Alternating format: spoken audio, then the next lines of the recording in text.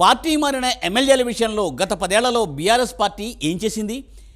ఎలా ఎల్పీలనే విలీనం చేసేసుకుంది? బలం ఉన్న ఎందుకు అభద్రతాభావంతో వ్యవహరించారు కేసీఆర్?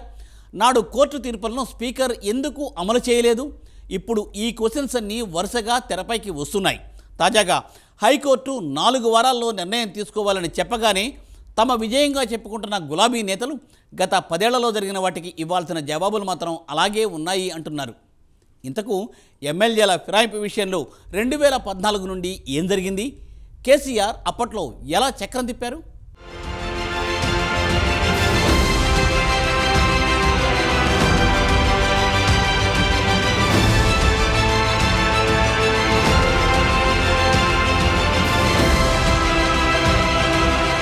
ఫిరాయింపుల సబ్జెక్టుకు డెప్త్ ఎక్కువగా ఉంటుంది. ఈ యాంటీ డిఫెక్షన్ లాలో లూప్ హోల్స్ ను ఎవరికి వారే తమకు అన్వయించుకుంటారు. అటు కోర్టులు కూడా భిన్న సందర్భాల్లో భిన్నమైన తీర్పులిచ్చిన పరిస్థితి ఉంది. అదే సమయంలో శాసన వ్యవస్థలో స్పీకర్ నిర్ణయాధికారాల్లో పూర్తిగా నేరుగా జోక్యం చేసుకోలేని పరిస్థితి ఉండడంతో కథ మారుతోంది. ప్రస్తుతం హైకోర్టు తీర్పుపై గులాబీ నేతలు వరుసగా హల్చల్ చేస్తున్నారు. అయితే ఇప్పుడు అసలు మ్యాటర్ ఏంటంటే గత 10 ఏళ్లలో చేయాల్సిందంతా చేసి ఫిరాయింపులకు మూల కారణంగా నిలిచి ఇప్పుడు హడావుడి చేయడమే అందరినీ ఆశ్చర్యపరుస్తోందంటున్నారు హస్తం నేతలు. తాము చేస్తే పవిత్రం, అవతలి వారు చేస్తే మహాపాపం అన్నట్లుంది ఇప్పటి బీఆర్ఎస్ నేతల తీరు. ఒకప్పుడు పెద్ద ఎత్తున ఫిరాయింపులను ప్రోత్సహించి పార్టీలనే కలుపుకోవడం, ఇతర పార్టీలను చీల్చడం ద్వారా రాజకీయ వ్యూహాలు అమలు చేశారు. ఇప్పుడు ఏమీ ఎరగనట్లు, ఫిరాయింపులన్న పదమే విననట్లు డీల్ చేస్తున్నారన్న విమర్శలు పెరుగుతున్నాయి.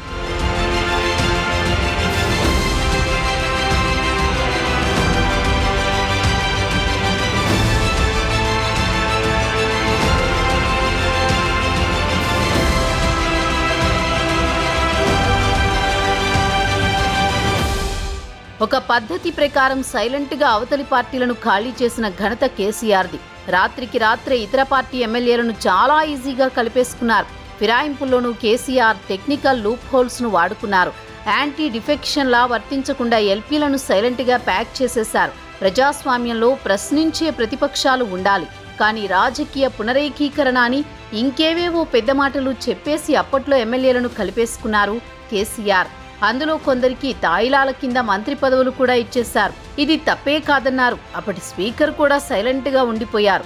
అంతా రూల్స్ ప్రకారమే జరిగిందని చెప్పుకున్నారు. తమది సన్యాసుల మఠం కాదు, ఫక్తు రాజకీయ పార్టీ అని లెక్కలేనన్ని సార్లు చెప్పారు కేసీఆర్. రాజకీయ పార్టీ రాజకీయం తప్ప ఇంకేం చేస్తుందని ఎదురు కూడా ప్రశ్నించారు. కానీ టైం ఎప్పుడూ ఒకేలా ఉండదు కదా, తమ దాకా వస్తే గాని అసలు బాధ తెలియదంటారు.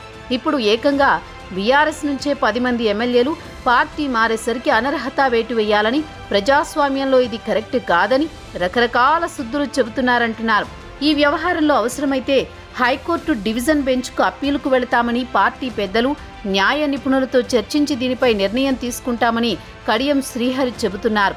గతంలో పక్క రాష్ట్రాల్లో కూడా కోర్టులు ఈ తరహాలో తీర్పులిచ్చాయని, ఫిరాయింపులపై ఒక్కో కోర్టు ఒక్కో రకంగా తీర్పులిస్తున్నాయని చెప్పారు. అసలు ఫిరాయింపులకు మూలకారకులే బీఆర్ఎస్ నేతలని ఫైర్ అయ్యారు.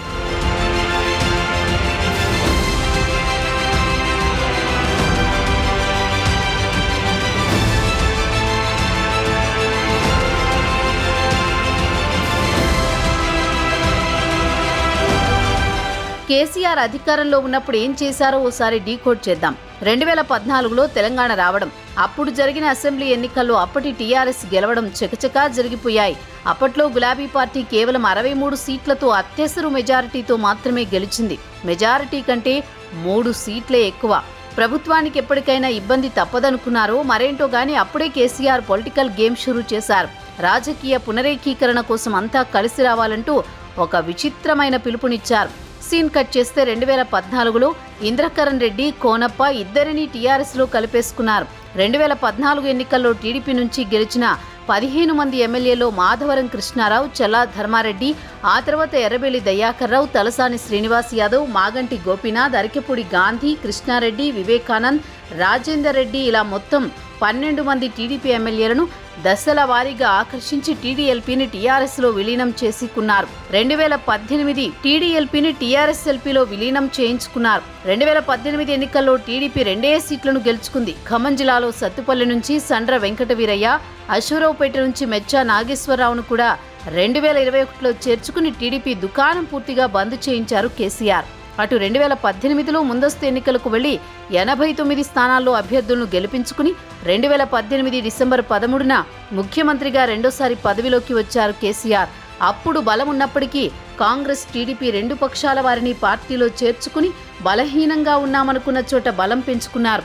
అదే సమయంలో కాంగ్రెస్ను మరింతగా బలహీనపరిచేందుకు ఆపరేషన్ ఆకర్ష్ చేపట్టారు. ఇందులోనే 12 మంది ఎమ్మెల్యేలకు గాలం వేసి జాయిన్ చేసుకున్నారు. ఆత్రం సక్కు, జాజాల సురేందర్, సుధీర్ రెడ్డి, సబితా ఇంద్రారెడ్డి, పైలట్ రోహిత్ రెడ్డి, చిరుమర్తి లింగయ్య, గండ్ర వెంకటరమణారెడ్డి, రేగా కాంతారావు, హరిప్రియా నాయక్, వనమా వెంకటేశ్వరరావు, కందాల ఉపేందర్ రెడ్డి, హర్షవర్ధన్ రెడ్డిని జాయిన్ చేసుకున్నారు.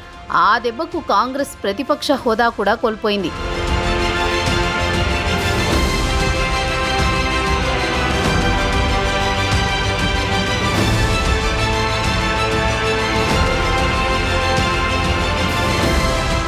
ఇంత చేసి ఇప్పుడు మాత్రం బీఆర్ఎస్ నేతలు ఫిరాయింపులపై ఓ రేంజ్లో ఊగిపోతున్నారు. అప్పట్లో ఒకరిద్దరు మారిన వెంటనే కంప్లైంట్ ఇస్తే స్పీకర్ పట్టించుకోలేదు. గతంలో అఫిడవిట్లో తప్పుడు వివరాలు ఇచ్చినందుకు గద్వాల ఎమ్మెల్యేపై హైకోర్టు అనర్హత వేటు వేసింది. నాడు కాంగ్రెస్ తరపున పోటీ చేసిన డీకే అరుణను ఎమ్మెల్యేగా ప్రకటించినా కోర్టు ఆదేశాలను అప్పటి స్పీకర్ అమలు చేయలేదు. సో ఇవే ఫిరాయింపులు అప్పట్లో బీఆర్ఎస్కు ప్లస్ అయ్యాయి, ఇప్పుడు అవే మైనస్ అయ్యాయి. 4 వారాల తర్వాత ఏం జరుగుతుందన్నది అసలు విషయం. డివిజన్ బెంచ్కు వెళ్లడం, ఆ తర్వాత మ్యాటర్ సుప్రీంకోర్టుకు వెళ్లడం, ఇవన్నీ జరగడం ఖాయమే. అయితే వీటికి చాలా టైం పట్టే అవకాశాలున్నాయి. అంత సులువుగా తేలే విషయం కాదిది. ఈలోగా బీఆర్ఎస్ నుంచి మరో కొంతమంది వచ్చి చేరితే బీఆర్ఎస్ ఎల్పీ కాంగ్రెస్ ఎల్పీలో విలీనమైతే అసలు యాంటీ డిఫెక్షన్ చట్టమే వర్తించదు. సో అప్పట్లో కేసీఆర్ ఎలాంటి స్ట్రాటజీని అమలు చేశారో సేమ్ టు సేమ్ ఇప్పుడు రేవంత్ కూడా అదే ఫాలో అవుతున్నారు.